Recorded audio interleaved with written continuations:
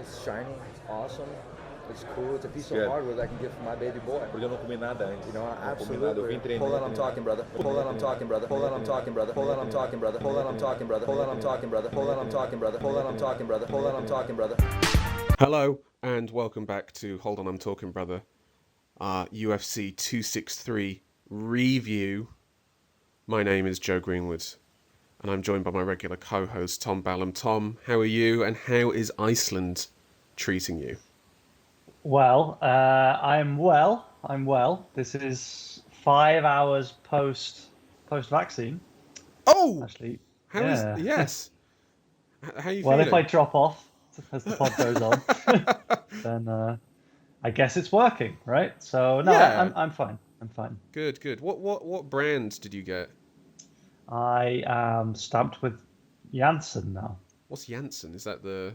It's Johnson and Johnson. Oh, fair enough. Oh, that's only a one-time jab, isn't it? It is one-time jab. Oh, Not available to under 40s in the UK, but available here.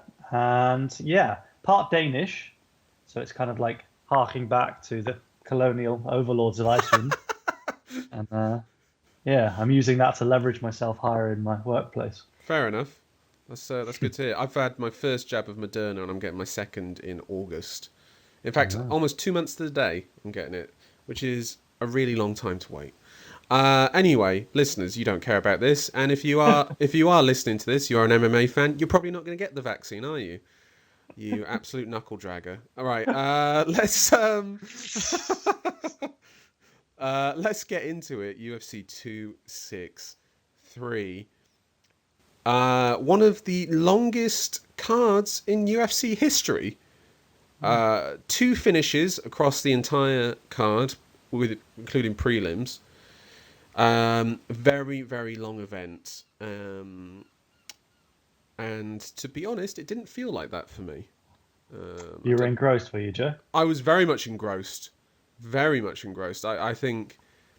I mean, there was one fight that was a bit like, about, but otherwise I was very much engrossed the whole way through.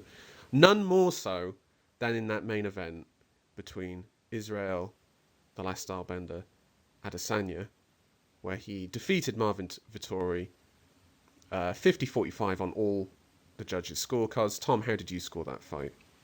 I gave it 50-45 to Adesanya as well. It was an absolute workshop.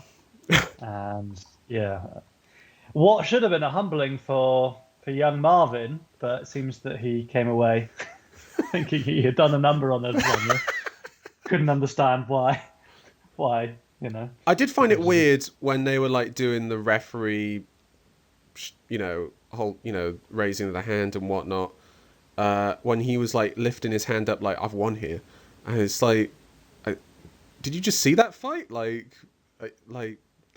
He pieced him up pretty easily, and I actually thought Vettori was very unimpressive in that fight. We'll get to Israel in a second, but let's talk about Marvin first. What did you think of his performance in that fight, considering we have both scored that 5-0 to Adesanya? Well, just going back to his post-fight reaction, I could only assume that's a testament to the work that Izzy put in, because Marvin was just out of there. He was gone. Yeah. Like mentally gone, and I'm just going to have to attribute that to the damage done to him by Israel Adesanya. I mean, clearly had some impact in the first fight because Vettori was pretty wild all week. Yeah, and just delusional in the main. Didn't adapt. Basically that's it. He didn't adapt. It wasn't working, and nothing changed. Yeah, and he just cruised to a loss. Yeah, that's exactly it. So it's quite interesting because in the build-up to it, Vettori kept referencing the Blachowicz fight, and basically sort of implying, I'm going to do the same thing to you. And then he proceeded to not do that at all, which was bizarre because Rafael Cordeiro in his corner, in between rounds, was very critical of Vettori and basically saying, you're not doing what you need to be doing. You need to do these things, including doubling up the jab. And basically, he stopped fucking headhunting. And then, what did he do? Didn't double up the jab. and continue to headhunt, which is just bizarre, utterly bizarre. And do you know what the fight this reminded me of a little bit was the Jeff Neal Wonderboy fight, where Okay. a guy coming in who's got kind of like on a good run, who is finishing people or is dominating people in the case of Vettori, whatever else, he then proceeds to just get completely flummoxed by someone who is just clearly that much superior to them and just couldn't adapt and almost basically mentally shut down. Why on earth did Marvin Vettori not throw any kicks in this fight is beyond Or me. go to the body when he did have Izzy trapped against the fence. Yeah, exactly. I mean, Blachowicz took Adesanya down not up against the cage. He took him down in open space. And yet Vettori just continues to press him up against the cage, where Adesanya has shown continually he's actually very good against the cage. He is, yeah. He is, and he's got better as well. So exactly. It was truly bizarre for Marvin, who, I mean, is he going to get another? How does he get another title shot? Is basically what I'm wondering. Something bad has to happen to Izzy. Something unforeseeable. No, for Marvin, he still has actually to consolidate the position that he's attained. Yeah. You know, I'm not going to say he's getting an early shot at Adesanya, but there's certainly more work he can do to really establish himself in that top 5. So he's not short on opponents, and let's see if he can bounce back. Who would you be looking to match him up with? I think he should be dropping down and have to work his way up. And I'm saying this because if Robert Whittaker has to fight 3 guys to get a title shot, Marvin Vettori has to fight 20. Like, I'm not like. I think he should go down the rankings and maybe face. I know that he's already got a fight booked, but a Uriah Hall, Sean Strickland level fighter. Let me bring up the ranking. Darren Till. Darren Till's against our boy. What's his name? Brunson.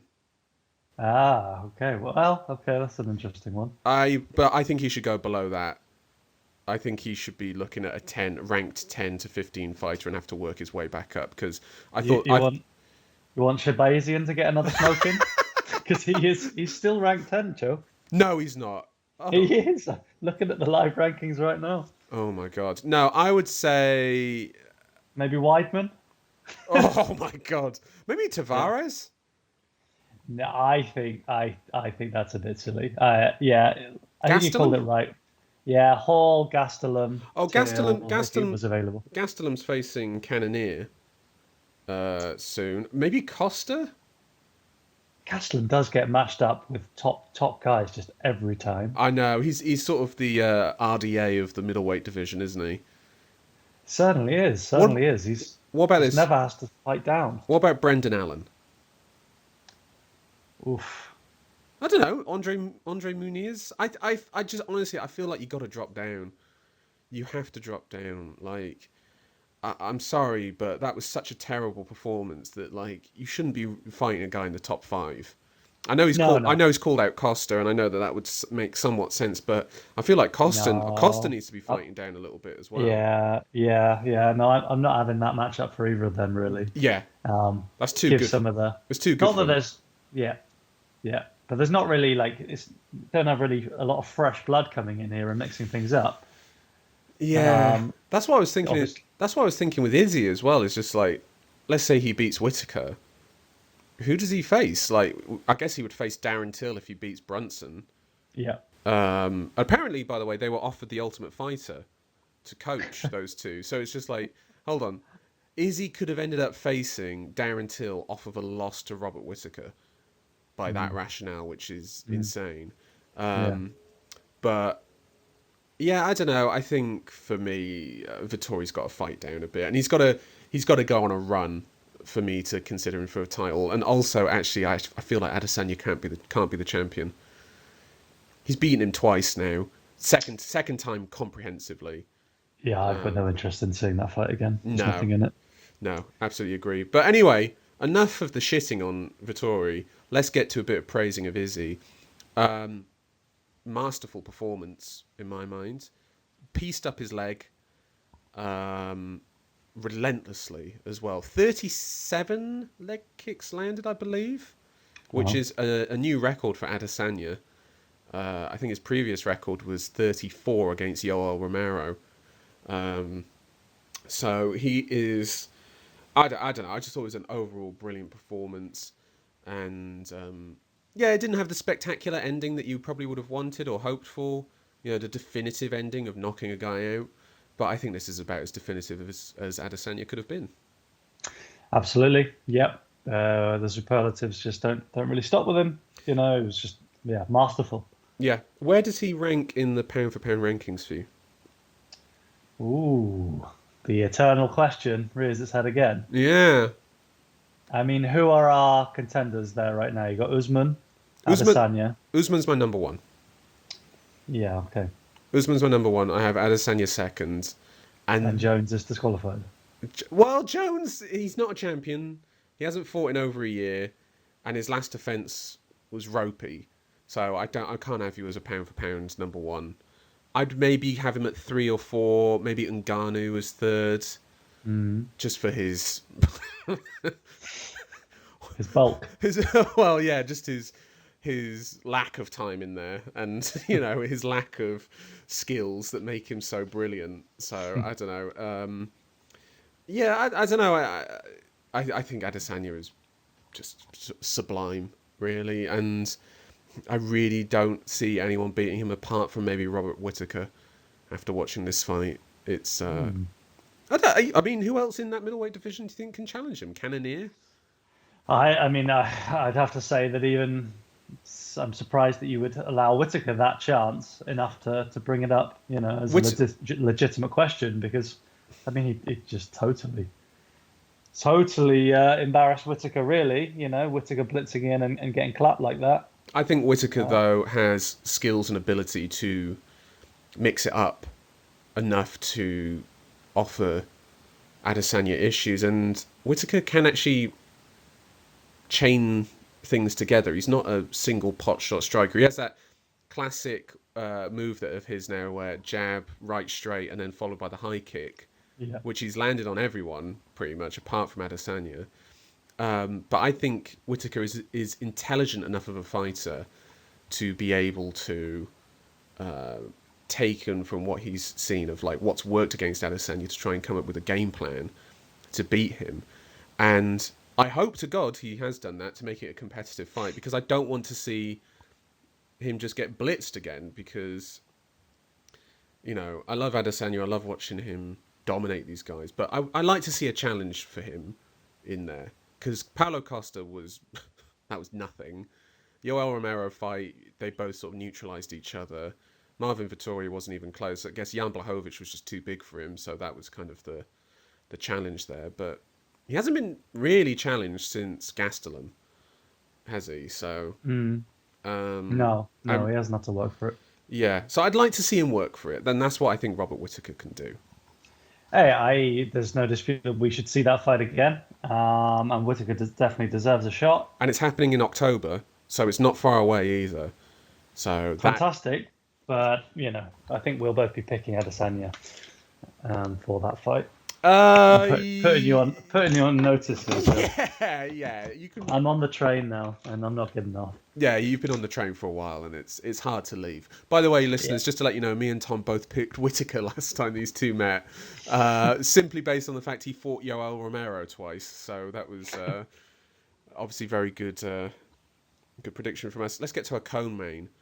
Well, let's just go back there and look at those points, Joe. Accumulated championship points here. Yeah, 2 points. What did you bring? I had Adesanya by KO, so I got a point because Adesanya won, and you had Adesanya by decision. So 2 points to Tom. Let's go to. I have twice as many points as you, and we've only just started. Is that? At this current point, you have twice as many points as me. Yes.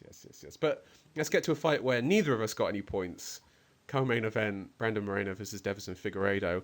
How wrong were we? Brandon Moreno dominating, and he did. He dominated Deiveson Figueiredo and finished him.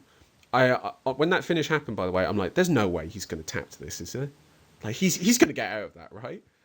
and he tapped out Brandon Moreno with a rear naked choke. By the way, this was an interesting stat. Going into this event, the 4 fighters in the 2 title fights, so Adesanya, Vettori, Figueiredo, and Moreno, all of their losses had been by decision. They had never been finished, any of them. And so Davison Figueiredo submitting is quite something. And fair play to Brandon Moreno, the first Mexican-born UFC champion. My word, what a moment. And let me tell you, Tom, when he got that belt put on him and he was cutting his promo, I teared up, brother. I teared up. It got to me. It got to me. What can I say? It's absolutely a beautiful moment, and definitely shows what is possible, because this man was cut from the UFC. Yeah. He was the last seed on the Ultimate Fighter. Yep.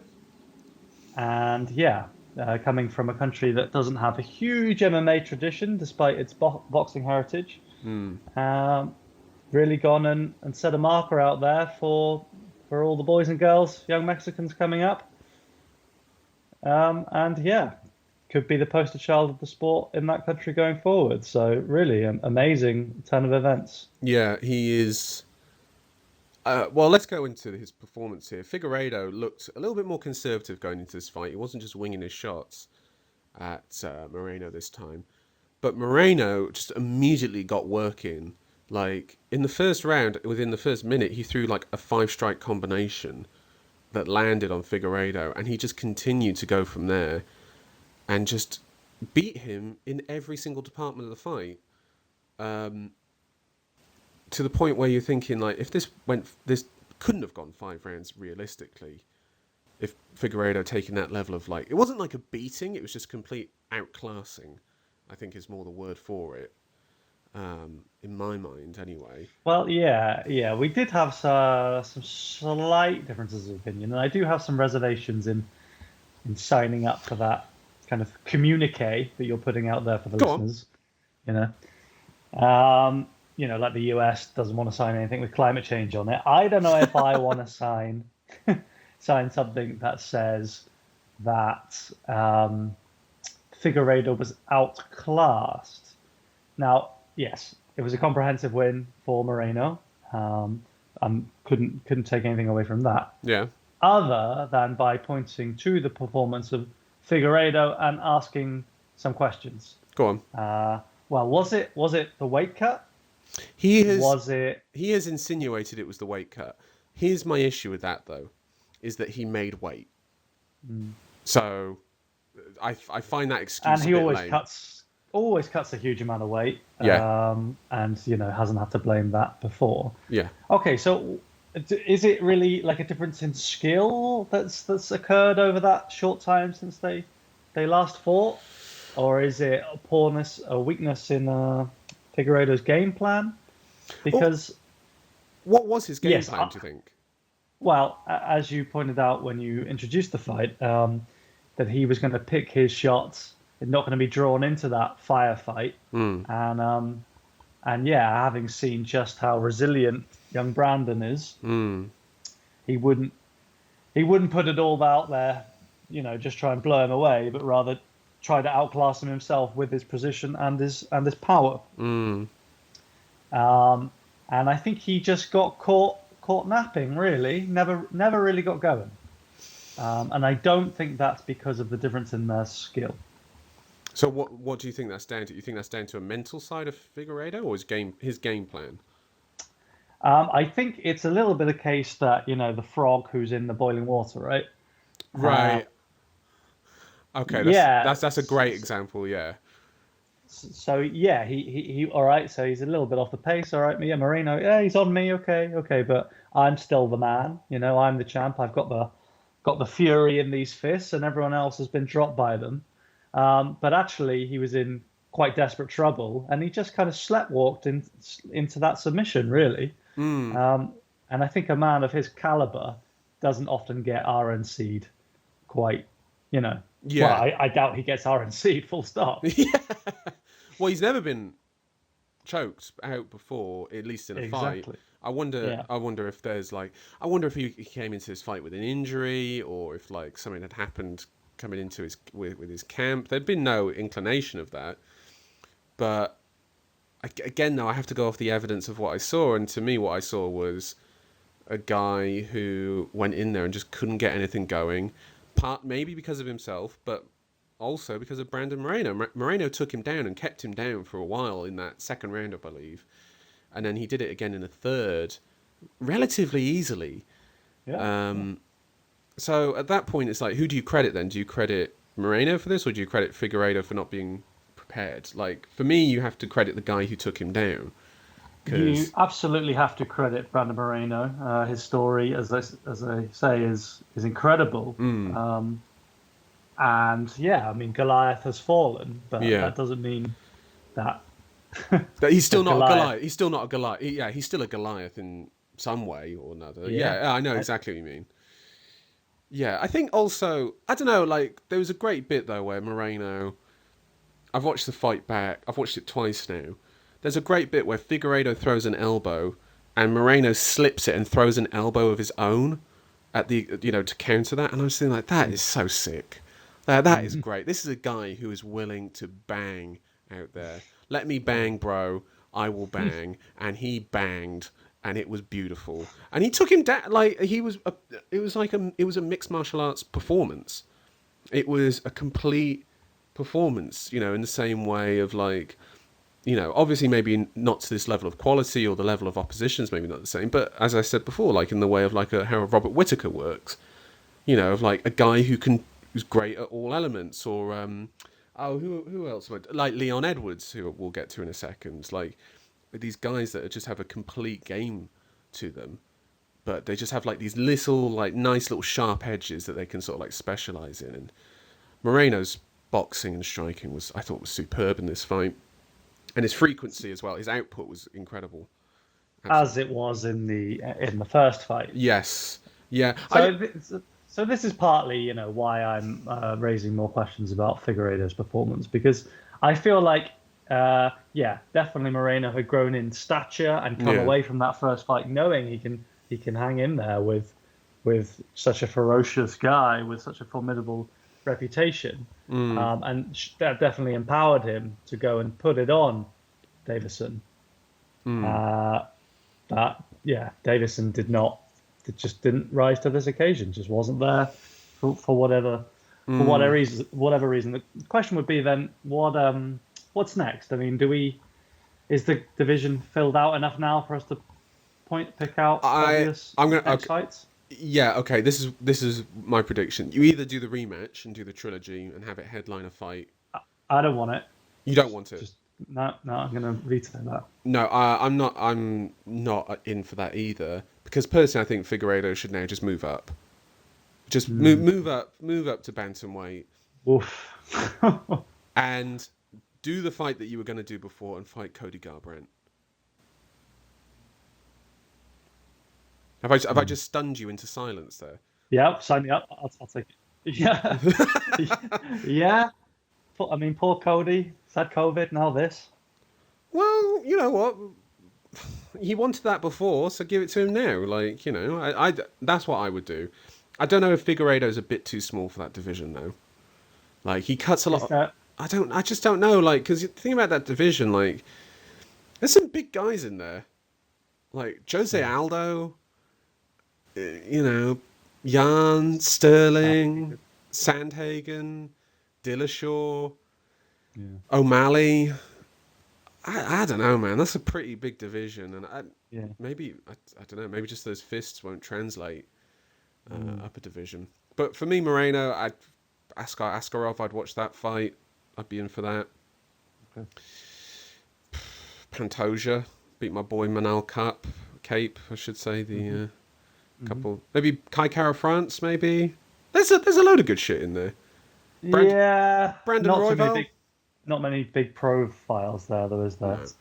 Division's in progress. It's coming. I'm going to ask you a quick question here in relation to flyweight. I want you to quickly, off the top of your head, rank the 4 flyweight champions the UFC have had. As in top to bottom? Top to bottom. From their Yeah. from their legacy, what they did in the UFC. No. Just them as fighters. It would have to be Mighty Mouse at the top, followed by Cejudo. Mm-hmm. Would I slot Moreno in above Figueiredo now because of this? No, I think Figueiredo still has more. So Figueiredo, Moreno. Okay, I think that's interesting. That's an interesting ranking. I don't think it can be argued against. I'd go. I'm tempting that argument. Go on. I'd go Cejudo, Figueiredo, Moreno, Mighty Mouse as my rankings. Has Dana already started chipping into the podcast? Have you not told me something? We can re-record anyway, it if so. Sorry, I've got sponsors to talk about. If you type in "Hold on, brother" to UFC, you get 10% off of Fight Pass this month. Anyway, totally unrelated. Totally unrelated. No, I'm fucking around. I'd go. By the way, fuck DJ. Carrying on. No, I'd have the exact same rankings as you. I think Cejudo, Mighty Mouse. I think you could make a potential debate, but not at flyweight. That's the issue for me. Is at flyweight. That's the one thing for me. But yeah, Mighty Mouse is definitely the best. So Joe, you had 1 point from the first fight. If we add what you got from this fight, how many points do you have now? I've got 1 point. What about you?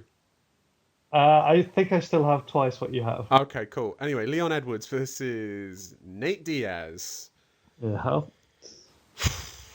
Man, Leon, bro, he scared the shit out of me at the end of that fight. Yeah. Nate Diaz, by the way, is an idiot. Let's just get that out there. Let's not alienate our fan base here. We've already had a crack at them because of the vaccines, and now you're turning on Nate as well. Well, he rocked him, and then pointed, and then did nothing. Now, yeah, you think there was a window there? There was he had a was. minute where he could have just poured it on him. Like, could you not envision Nate just throwing shots and maybe landing like half of them, and then the ref stepping in and stopping the fight? You're saying you didn't buy Nate's comments post fight that he won the fight actually because of rocking him. I love Nate Diaz and I love the Diaz brothers. I just hate their logic and their fandom and all this of just like, well, actually, I don't know if have you listened to Jack Slack's latest podcast? I haven't, unfortunately. Right, he brings up a comment on Reddit where someone was just like, here's Nate Diaz's logic is that, if this was a real fight in the streets, at that point, Edwards would have been in a lot of trouble because he would have been knocked out or finished or even killed. So that's why Nate actually won the fight, really. And it's just like ignoring the fact that this is actually a sanctioned fight for 5 rounds and that you have to score it off of the 5 rounds, not, who's hurt worse at the end of the fight for a minute.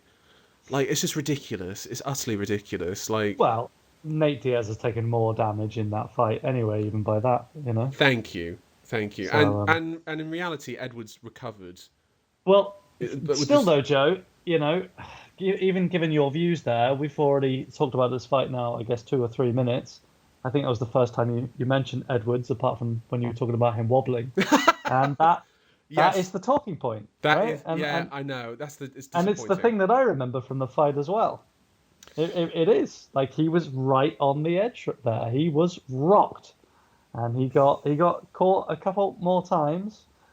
And ultimately, we all knew he was going to beat Nate Diaz. It was all about how he beat him. And with that being the dominant memory from the fight, do you want him to fight Kamaru Usman off the back of that? Yeah. Yeah, I do. Before Colby? Well, okay, in my mind, you should do Usman Wonderboy, and then Colby versus Edwards is what you should do. But, it's going to be Usman versus Covington. Again, though, you should do Edwards versus Masvidal. That should be a fight that should be happening. Really, put it on that card, although you can't really. It's in August, I believe they're going to do that fight. Yeah, I think he deserves a title shot. I'm sorry, but like his record for the last couple of years, last 3 years. Who's he beat, Joe? Who's he beat? Hold on, he can only beat who's in front of him. Yeah. By that rationale, who has Colby Covington beat? He beat a washed Robbie Lawler and he beat a washed Tyron Woodley. RDA? That was 4 years ago. That was 4 years ago. Yeah. Longer even. Like, Okay, so comparing Colby's performance against Usman's versus Edwards' performance versus Usman. I mean, Colby's definitely got more of a case for a rematch, though. yeah, of course, but that was also 10 fights ago for Edwards. Yeah. No, I mean, but this is really the thing, isn't it? Like Edwards has got, I believe, the third longest streak ever in no active streak, right? Yeah. Third longest active winning streak. Yeah. Yeah. And yet, I don't know. Like, yet there is even a debate about this. Like, yet there are people ahead of him in the queue. No, there's one guy ahead of him, and it's Covington. And if Wonder Boy beats Burns, Edwards is ahead of him. Edwards is ahead of Wonder Boy if he beats Burns. Yes. When was Wow. the last time? Well, I was about to say when was the last time Edwards got knocked out by a lightweight, but it almost happened on Saturday. But like, yeah, he's ahead of him. I'm sorry, he's ranked 3. Oh, he's ranked 2. Sorry, I should say. Covington is ranked 2nd. Like, yeah, Covington gets Covington gets the next shot. Like the thing is, Joe, like I agree with you, but like strictly speaking, based off what we've got on the books and you know who's the most legitimate, but who do I want to see more? Who's built a bigger case? I'd say if Wonderboy beats Burns, I'm more interested in watching Wonderboy Usman than I am watching Edwards Usman. I'm certainly more interested in watching Colby Usman than I am Edwards Usman. I think this is somewhat erasure of the 24 minutes that happened before that last minute. It is. It is, and that's not fair. Like he beat Nate Diaz in every element of that fight. He beat him on the feet. As he was predicted to do. And he did it, and so he should get a title shot based off of that. Because if Nate Diaz beat him, he would have got a title shot. Which would have been the most absurd thing. You know? Could you imagine if Nate Diaz won that fight and he was standing across from Kamaru Usman for that? Usman would have looked at him going like, I don't even have to train for this guy. Like, like really? Like, it's ridiculous.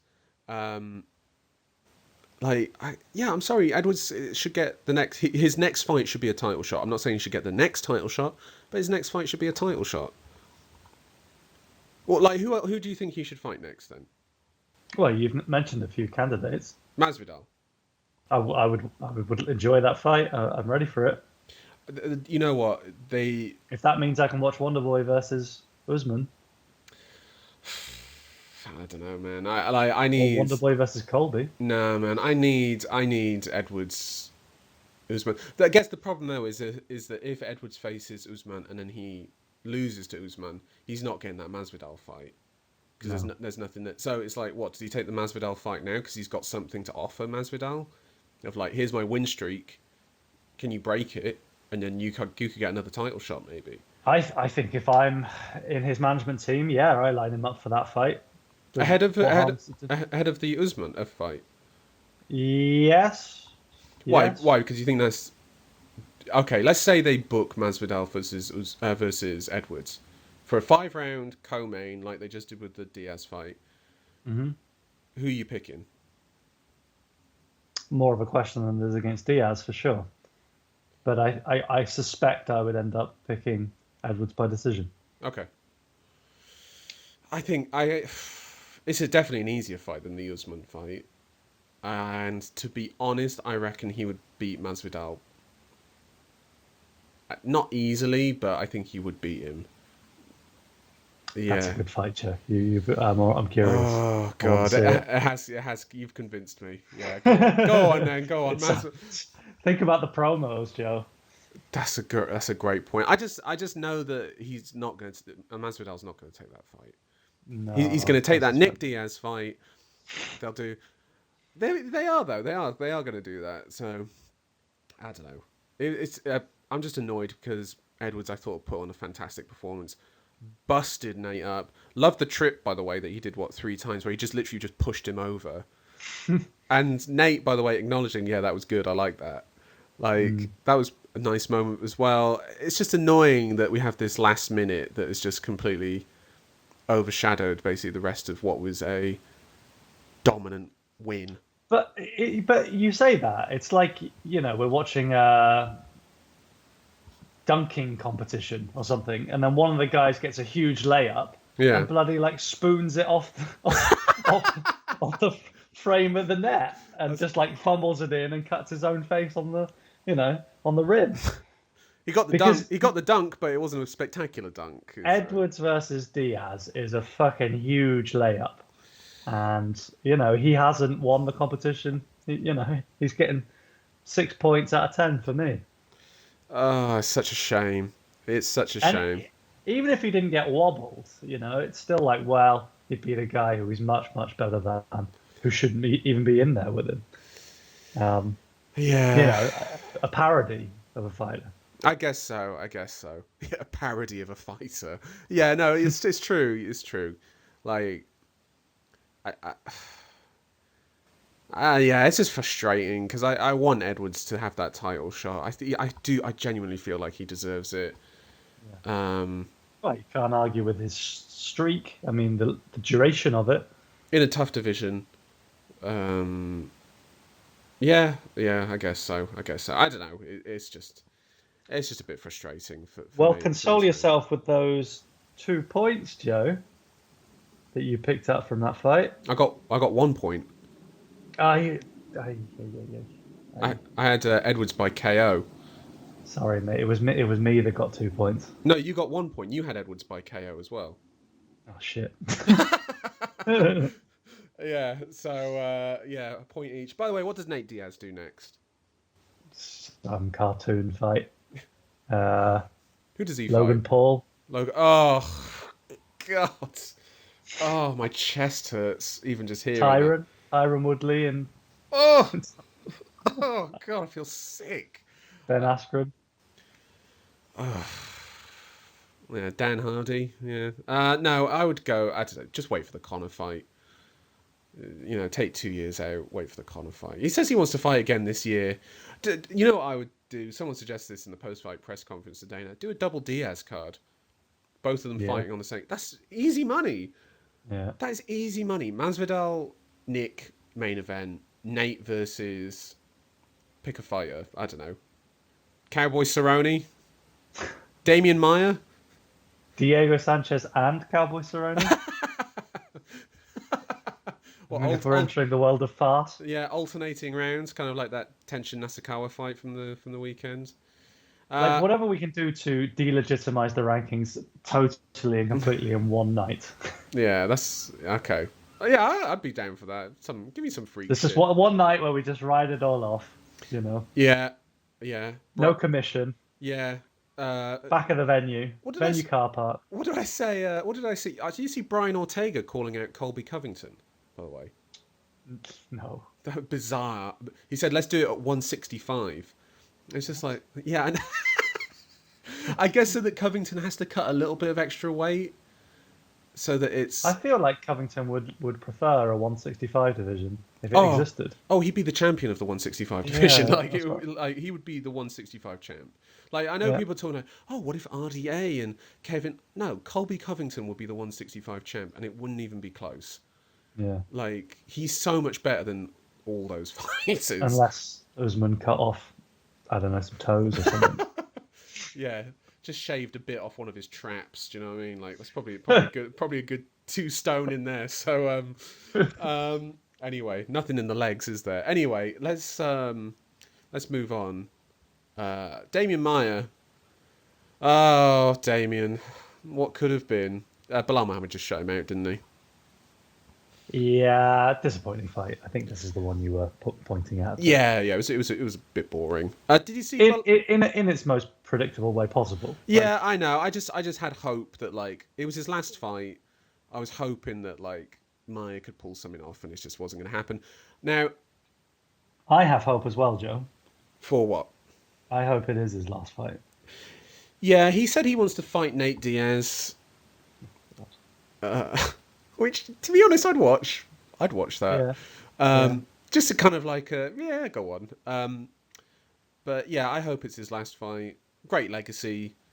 Amazing. One of a true martial artist. You know, were waxing poetic in the last episode about Damian Maia, about how much we like him, how much we love his sort of approach. I saw a clip of the Rick Story submission he got on him. Do you remember that one? Refresh me. On his back, gets a RNC in, and he cranks the neck at the same time to the point where blood started squirting out of Rick Story's nose. Oh, it was beautiful. It was absolutely beautiful.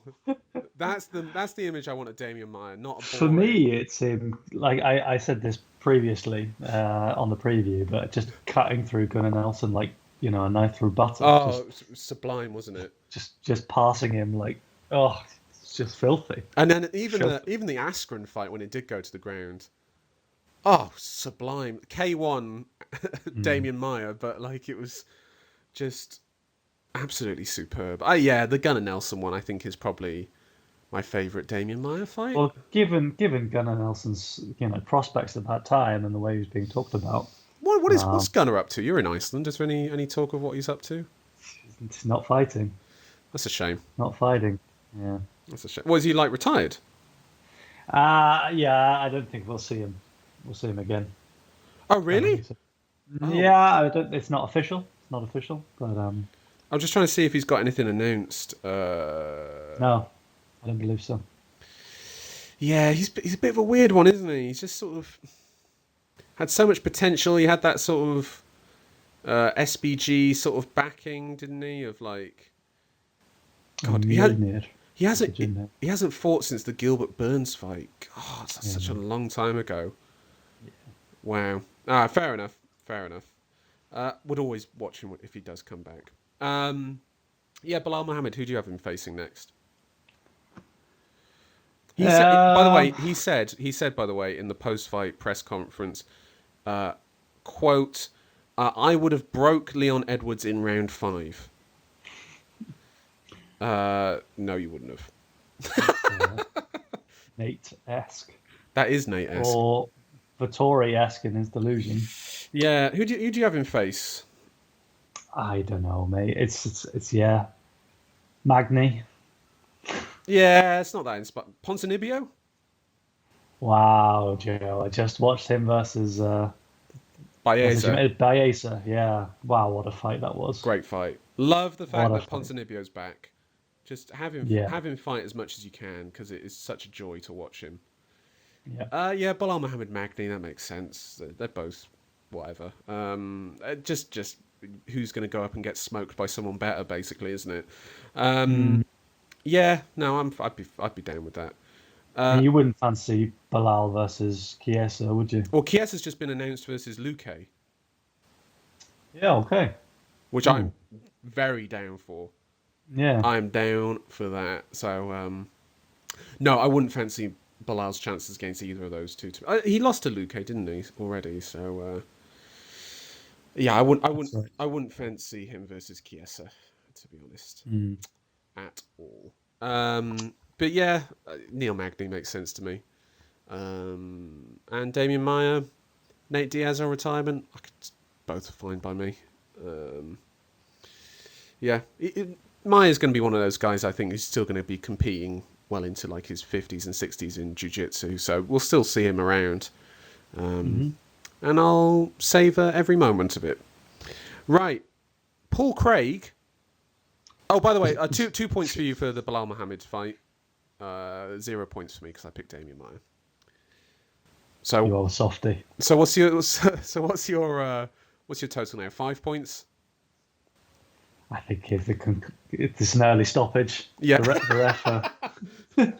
This isn't Mark Hunt versus Bigfoot Silver, is it? It's No, sadly not. But we will get. I'm sure you'll be back. I'm coming roaring back in that next fight, in the next card. Let me tell you, that Irene Aldana versus whoever fight is going to get me some points. You can apply your specialist knowledge there. Paul Craig, who is a 6'3" Scottish man who pulls guard, and I love it. Yeah, he's won a fan in me, Joe. After that, Oh, I'm sorry, I Paul. love it. I love it so Paul, much. you're having a whiskey and tossing a log or whatever you're doing right now in your country lodge. Look, you deserve my respect, and I'm sorry that I didn't recognize you before this fight Yeah, because Jesus Christ, what a savage that man is. bro, that was unbelievable. That was unbelievable. By the way, that referee, who I don't know if you've seen Dana in the post-fight press conference, called him the Arizona Mazzagatti, because apparently when he refs a local card, people are like, "Oh my god, I don't want him reffing my fight." Like I don't, but he looked ancient, didn't he? Like no offense to him, but like he looked old. Like, and I was surprised he was able to even get into the cage. To be honest with you, going up those stairs. Did you not Yeah, did you it's not a think that? well.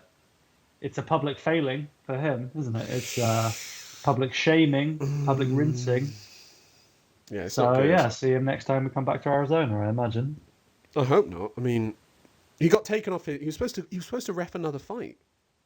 I mean, I hope to God that would have been one of the three. That would have been either Edwards, Diaz, Moreno, Figueiredo, or Izzy Vittori. God knows what he would have done. Like, Diaz would have stopped Edwards. yeah. Oh God, so poor, so poor. And Jamal Hill's arm apparently not broken. Did you see the Unbelievable. picture of those two partying afterwards? Paul Craig and Jamal Hill. Yeah, they were in a club like partying. Jesus Christ. I cannot picture that. I know. It was. I'll send you the picture of it later, but it was pretty funny. I'm not going to lie. But yeah, vicious on the ground from Paul Craig. I don't know. I don't know what Jamal Hill was doing. Like, just stand up, bro. Like, just Yeah. just get out of there. Yeah, I mean, he had fair warning. And Yeah, yeah, it was. I doubt he'll make that mistake again. Yeah, I hope to God he doesn't. Who do you have for Paul Craig next? Well, he's fought a lot of the guys around 10 to 15 in his division now. Um, Can I? this has probably built his profile a bit, Yeah. so congratulations to him. I guess, I don't know, are you looking somebody like Oezdemir, perhaps? I was thinking Oezdemir. I'm Okay. thinking Anthony Smith. Wow. Yeah.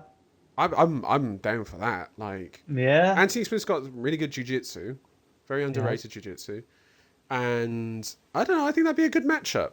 Like, So you think that Craig could lure Smith in? yeah. Well, just get a clinch and then just fall backwards. Like, and then the fight's over, isn't it? Like, mate, let's actually talk about that submission. By the way, that was really gnarly. Like how he bent that backwards, and he had it. He had it underneath his armpit as well, didn't he? It's first, yeah, he trapped the arm under there. Well, he tried on the other arm beforehand. God, and Yeah. then he just turned to the other one, and then he. Oh God, it's actually grim even just thinking about it.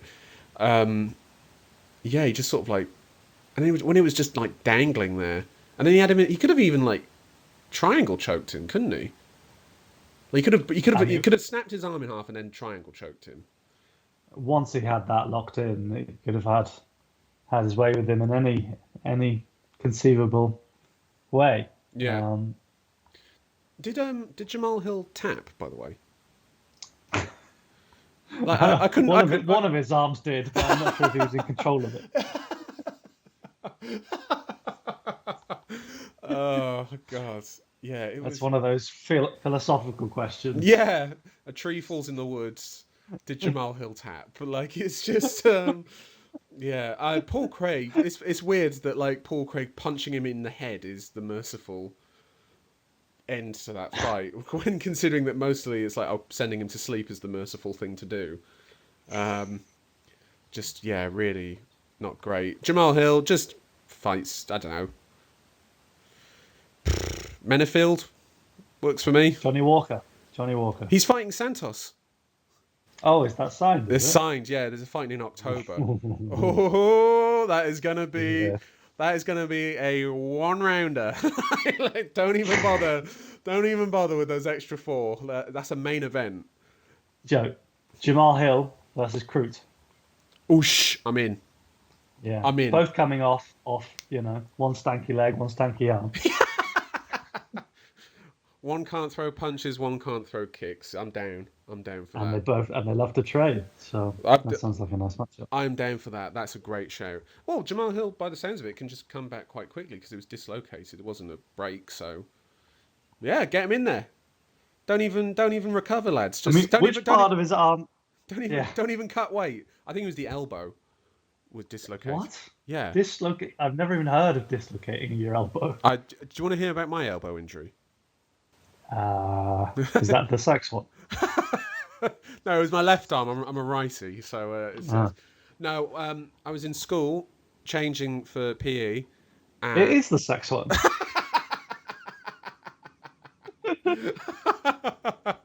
I just set him up and you just hit him out the park, don't you? And I can't remember what I was doing. I was like gesticulating, whatever else, and I like swung my left arm and I caught the point of my elbow on a clothes hook, like where you hang your jacket or whatever, and I just cracked it on the end of it. And I actually fell onto the ground. That's how painful it was. That was not fun, let me tell you. I think I was, yeah. How old was I when that happened? 14? 15? Yeah. When it happened, or when you did it? That sounds very passive. When I did it, when I injured myself on a clothes peg, on a hook. On a hook is what I mean, not the peg. Anyway, I don't know what we're talking about. Anyway, Drew Dober versus Brad Riddell. Oh, by the way, 0 points for me and Tom on that. Total score, 5 points to Tom, 2 points for me. Alhamdulillah. Yeah. Right, let's... relegation zone. That was a relegation zone worthy performance. I am not happy with mine either. No, it was... I don't know. I just got way too KO happy, didn't I? I had 4 knockouts planned, and there was 2 across 13 fights. So cue the longest card in UFC history. Yeah, exactly. Anyway, Brad Riddell versus Drew Dober. I think this was both of our fight of the nights. Yeah. My word, what a fight! Yeah. I mean, I do feel like we had slightly different opinions. Only on one round. Because the first round I scored all 3 for Riddell, whereas you gave the first to Dober. Is that right? Yes, and I gave him for that just for the heaviness of the shots that landed, and he did have Riddell rocked, and otherwise I felt like it was fairly even. I thought it was fairly even across both rounds, but you made a good point when we were texting the other day about it. If you want to reiterate for the listeners. Yeah, well, we obviously give greater weight to the heavier shots. Yeah. Typically, the shots that have the most effect on the opponent, and therefore, if it's an even round but one has landed markedly heavier shots, naturally you favour him, and I think that's how you felt the first round landed. Yeah. When. But I guess for me, what was distinct about this fight was, whereas the kind of top shot and maybe the second shot, the 2 biggest shots belong to Dober. Yeah. Actually, Riddell landed, the next 20 heaviest shots, and whatever was left there for Dober was really negligible in its impact. So I feel like, the greater weight should be given to the number of slightly less heavier shots, if you will. Well, to be honest, I don't even think it was like the heaviness. Balanced formula. I think it was more the quality of the shots, wasn't it? Because I felt like Riddell was landing crisp, sharp, and landing without any blocking, without clean. Yeah. Very, whereas very clean. The vast majority of Dober's shots were defended or glancing or just out of range. Yeah, I can see that. I still give that first round to Dober, though. I just think that the fact that you had Riddell rocked, to the point where Brad Riddell, a kickboxer, was taking him down, which also would maybe point out that Drew Dober's takedown defense is not that good. Just absolutely superb fight. Brad Riddell, My man. Who does he move on to? Onwards and upwards. Who does he move on to? Because he can't fight Dan Hooker. Because they're Is that spoken? Is that agreed? There's and out there? teammates. They're not going to fight each other. Well, we've seen it. Can I throw We my have suggestion? Give it to me. Tony Ferguson. Oh, I'm a bit protective about Tony. He's got to fight someone, for fuck's sake. Like Nate Diaz. Oh, Riddell versus Nate Diaz. Oh my, splooge. Oh my God, I would love that fight. It's never going to happen, but my God, I would love that fight. I don't know. I'm looking here. I'm looking at the people that are above him. Diego Ferreira, no. Greg Gillespie, maybe. RDA. Tony Ferguson, and then we're getting into Dariush, Chandler. Getting into the big. Well, McGregor. I mean, it's these sitting ducks that we've kind of referenced before. I mean, Ferguson is obviously ranked way higher than he should be now, and perhaps RDA is as well. I don't know. I feel like RDA, even in the fights that he lost at welterweight, still looked really quite competitive, and that he was just getting beaten by bigger men. And he beat Felder pretty comprehensively. By the way, forgot to mention this. R.I.P. to my boy Paul Felder. Best of luck in your retirement. Best man never to win a belt. Oof. Best fight. Not according to me. Oh, I'm just trying to read your facial expressions as you weep, giving the obituary of Paul Felder's fighting career. Yeah, no, that's what can I say? Big fan. Yeah, I don't know. Riddell versus Ferguson is what I would like, but I'm just some guy on the internet. Who cares? Well, Dana clearly does, given the size of that sponsorship wedge. Yes, he does. Let's talk about the commentary. No DC. He was coaching his high school wrestling team for an event this past weekend. That's why he wasn't there. What did you make of Rogan and Felder? Well, the part from the card where the commentary stood out the most was in the Diaz fight. Yeah. And it was just ludicrous, Joe. It was appalling. It was appalling. It was utterly appalling. Where amateur. Yeah, you're seeing a guy getting beaten up in every department, and they're like, he just doesn't care. He's just walking forward. I'm just like, yeah, walking forward into more punches. Yeah. Like, there was no praise of Leon Edwards at all. It was kind of like, this is what's so good about Diaz. You know, he's really coming into his own now as he gets like fucking picked apart and offers nothing in return. Yeah. They were praising the amount of damage he was able to take. Yeah, rather than, why aren't you praising the guy dishing it out?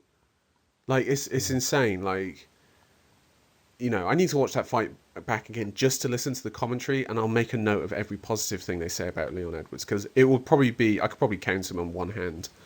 It was utterly appalling. And, really bad. And I don't know how much better it would have been if DC was there. Maybe DC would have been better, because Edwards has trained at AKA, and DC has always bigged up Leon Edwards. So maybe he would have been a bit more positive towards Edwards and praising him for what he's done. But I don't know if that's like a UFC thing of just like praise the American fighter no matter what, or praise the fan favorite over. I think it's a question of the fan favorite, the one that has the kind of cult status around them and the narrative already built in, whereas Leon has just never managed to establish that. Yeah, really. Yeah, it's a shame. It's a shame. But otherwise, I thought the commentary was fairly neutral across the whole thing. Again, I do find it frustrating when you've got fighters who can actually have or people who have decent broadcasting skills, who have knowledge of fighting, and they just have the most nothing analysis when it comes to fighting. Like, where it's like, they're talking about Vettori, and they're just like, they're not talking about like what he should be doing. They're just commenting on what he's doing and why it isn't working. Like, why don't you suggest like he should try and do this to sort of guide the viewer? Yeah, I don't know. I don't know. Maybe I'm being a bit harsh, but whatever. Yeah, perhaps they were not comprehensive enough in that regard, but I think you will hear them say, you know, they'd like to see him work the body, and they definitely picked up on the Cordero's opinions of Vettori's performance. Yes. Well, it's hard not to, isn't it? When he was so blatant with his just like, that's not good, what you're doing, which is rare to hear a coach being that blunt about it. What about the crowd? Just quickly, what do we think? What did we think of the crowd this past weekend? Well, Pretty I bad, mean, bad in my mind, but we've both already voiced the fact that perhaps we prefer the sport without the crowd. which is Like we, weird, isn't it? It's a strange one. It is a weird one. I have to say, I'm getting accustomed to the crowd now, and it does give that big show feel. Yeah, That like grandy, marquee moments, and it does add to those. yeah, But a lot of these crowds do seem to be pretty toxic. yeah. At any point where a fighter was like clinched, or there was a takedown, or even if they were like chest to chest for a moment, crowd Yeah. just started booing. I was just like, oh, fuck off, man! Like really, is that what we're getting into? It's just like booing no matter what. I don't know. I don't know. I just found it a bit pathetic, to be honest. But oh well. Yeah, Right. well, and of course, and their bias and how shallow their bias was against even, um, like, well, I'm not sure how to say that, but even against Figueiredo, Yeah, you yeah, know, exactly. Although I guess Moreno is a Mexican fighter fighting in Arizona. It's not that surprising. Right, I'm going to run through the next two fight night cards. Should I do the next two, or should I just do the next one, which is Zombie versus Ige? perhaps the next one. We're always looking for You know what? The another one to after get that, on here. is brutal. It's Cyril Gane Oh, is versus it? Alexander Volkov in the main event. Ovin St. Preux against Maxim Grishin, Wally God, they're Alves. cranking out these big fellas on the fight night. Fucking hell, yeah, they really are. Tim Elliott versus some. This I don't know what this is. Tim Elliott versus a guy called Sumu Deji.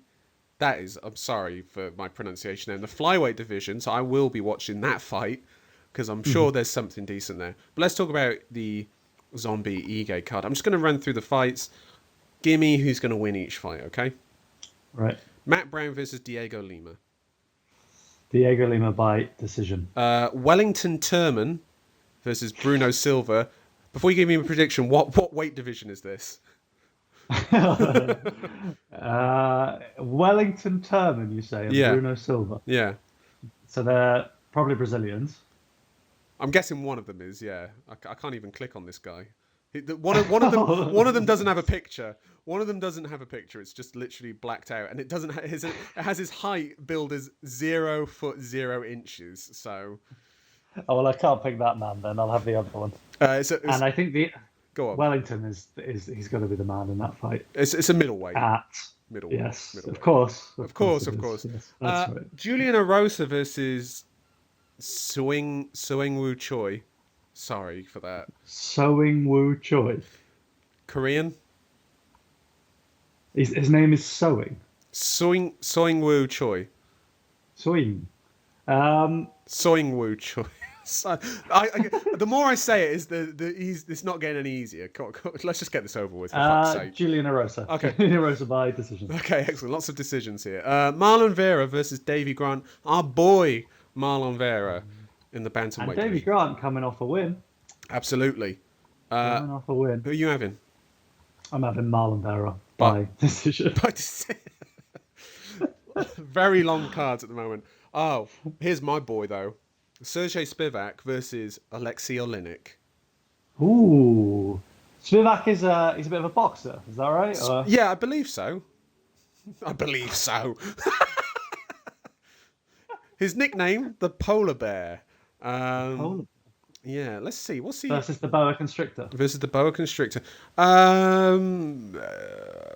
Has he won? He's not taken down anyone, so he's a striker. He's gonna get constricted. Oh, I can't. He's gonna get subbed. That's all I want. Yeah. Alexei Oleinik by sub, and one more for Oleinik, and then another banging main event: Dan Ige versus Chang Sung Jung. The Korean Zombie is back, baby. Featherweight division. Who you having? first time seeing Chan Sung Jung after the Ortega fight. Yep. And obviously, that was he must have needed some recovery time after that. Well, he did. Because he got He said he did. beat the fuck down. He said he doesn't remember rounds 2 to 5, and I'm like, yeah, that's not good. Apparently, he was talking about retirement recently because no one was willing to fight him. And then Dan Ige took the fight, obviously. But who are you having? Well, Ige, he's coming off a big win himself, isn't he? Over a man I really rate, Gavin Tucker. I think he Yep. KO'd him Yep. earlier this year. No, Ige to find his level here and lose Yeah. decision. I'm having Chan Sung Jung by submission. By submission? Yeah, I'm gonna have him by submission. He's gonna break out the twister again, just to pop the boys. Yeah. Moving on. A little bit of news, by the way. I forgot about this. Some DMs came out between a fighter at Elevation Fight Team. I believe it's Elevation, which is Trevor Whitman's team. Trevor Whitman, obviously the coach of Justin Gaethje, and someone was messaging their friends, talking about training, whatever else, training with Gaethje. Apparently, Gaethje's considering retirement, which would be Wow. heartbreaking if that was the case. Yeah, I don't know. I don't know what to make of that. I hope it's not. Well, I guess I hope it is.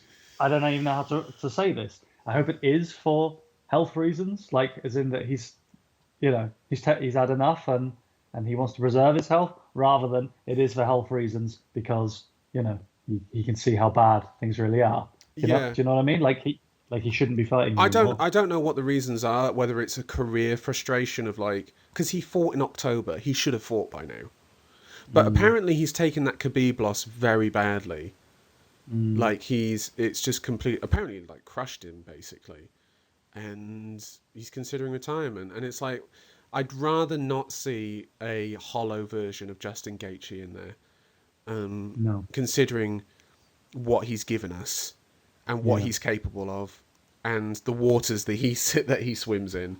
Because, the Michael Chandler fight would be amazing, but do you want to see him fight Michael Chandler if he's not really there?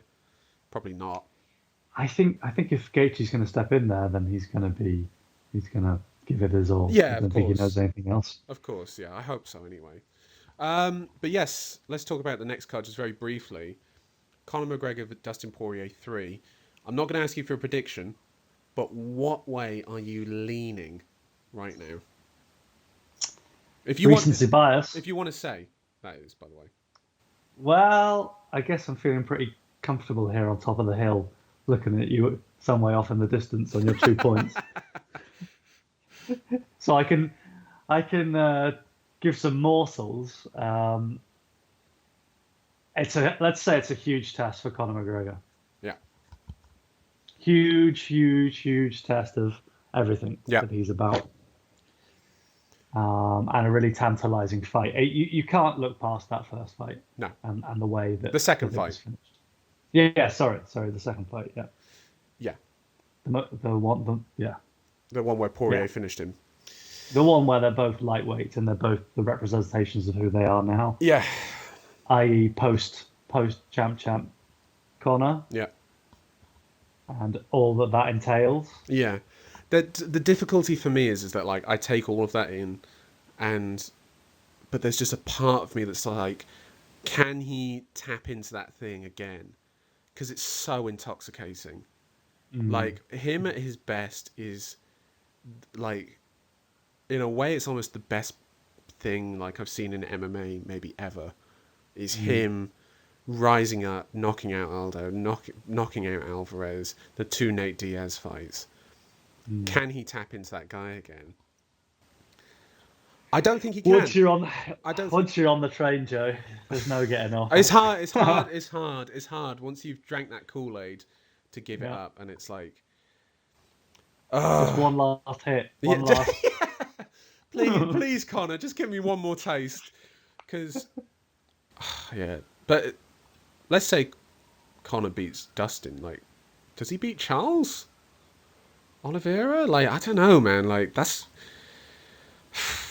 it's tough. It's tough for me to lean towards Conor, but I'm guessing in the week of the build-up, you're going to hear it. Conor by knockout, round 1, in the bag, no question. £100 on it, put the mortgage on it, it's in. There you go. There you go. Yeah. Anyway, Tom, thank you Thanks, Joe. for doing this as yet again, and thank you, listeners, for listening. Tom is your champion for this month. Yet again, retains his title. Tom, do you have any last words?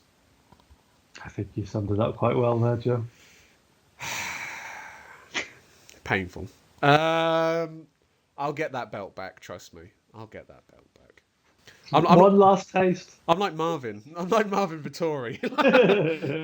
Anyway, listeners, thank you for joining us yet again. We'll see you in a couple of weeks for Conor versus Poirier 3, July 10th. Mark it in your calendars, boys and girls. It is going to be a banger. Tom, thank you.